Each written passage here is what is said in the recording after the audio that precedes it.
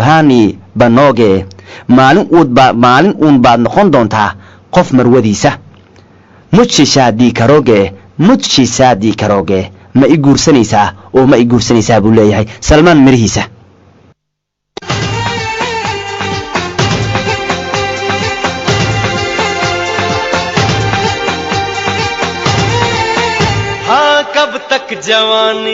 ilaa inteed qarin doontaa waxa kugu jira iyo jacaylkayga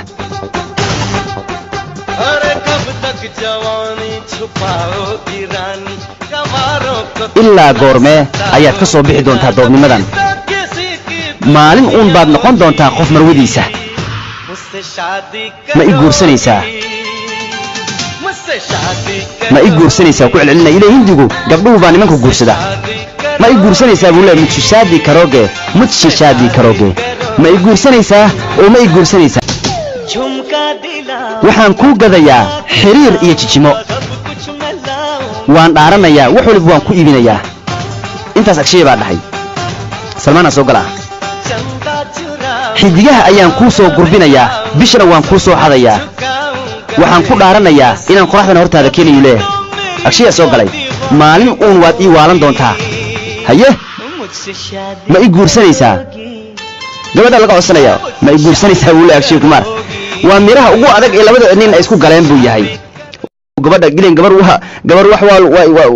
waa la sabaabaa la dhihi jiray ma ogtahay wuxuu leeyahay agshay kumar wuxuu leeyahay waxaan ku gadayaa xiriir ijijimo waan dhaaranayaa wax waliba waan ku iibinayaa haddana salmaan qaana soo galay wuxuu leeyahay xidigaha ayaan kuu soo gurbinayaa bishana waan kuu soo xadayaa waxaan ku dhaaranayaa inaan qoraxda hortaada keeno kadib ninkan baa soo galay agshay wuxuu leeyahay maalin uun waad ii waalan doontaa ma i guursanaysaa oo ah mudshi saadi karooge waa ma i guursanaysaa miraha saddexaad haddana waa la isqabanayaa agshay kumaar salmaan qaan ayaana bilaabay markan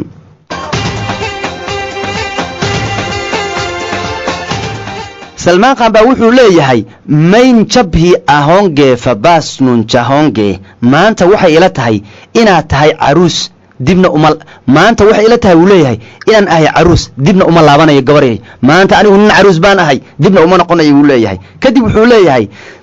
dullihe hotaaho teeri kasam waxaan ku dhaaranayaa inaan kaa bixin doono doobnimadan gabar doob leem ahaan doonin naagtii baan kaa dhiganaya wuu leeyahay agshay baa soo gala wuxuu leeyahay isna waan ku xadayaa inta aadan qof kale u gacan gelin waxaan ku dhaaranayaa inaan kaa dhigi doono caruusadayda kadib salmaan qaan baa soo gala wuxuu leeyahay maanta waxay ila tahay inaan ahay caruus dibna uma laabanayo salmaan qaan baa dhahaya waxaana ku dhaaranayaa inaan kaa bixin doono doobnimadan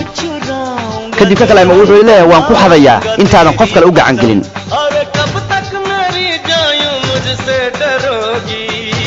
ilaa intee ayaad ii muujinaysaa kala fogaanshaheena ma i guursanaysaa marka labadu agtarba waa ka yidhahda miraha saddexaad qaybta ugu miisan waxay ahayd inay mid kasta uu yidhaahdo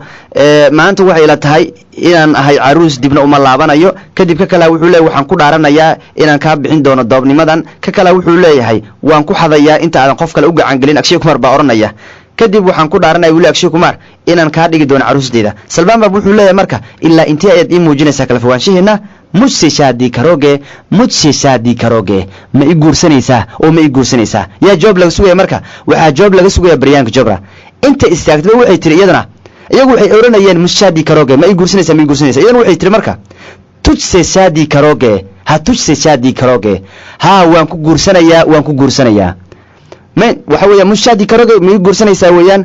tanna waxay tahay tujse shaadi karooge ha waan ku guursanayaa yay leedahay marka salmaan qaan bafarta ku taagaysa waxaa leeyahay adigaan ku guursanaya agshay kumaar aad u canooqayaaba u caroonaya oo salmaan qaan bay dooranaysaa oo ay safareetigu garabka u saaraysaa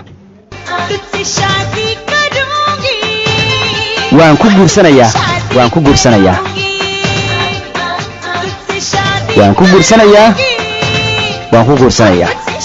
salmaan qaan gabadh inuu gacanta ka qabto dabaaldag agshay kumar cawaadaa galay waa la qaylilaa agshay kumar ciilaa meesha ku dilaya nimankii meesha jooga feefeeraya marka waxay tiri gabadhii tushe shaadii karooge waan ku guursanayaa heeska dhabbaa wuxuu yahay mushi saadii karooge ma i guursanaysaa iyo waxa weeyaan iyo jawaabta ugu dambaysa oo ahba tushe shaadii karooge oo ah waan ku guursanayaaba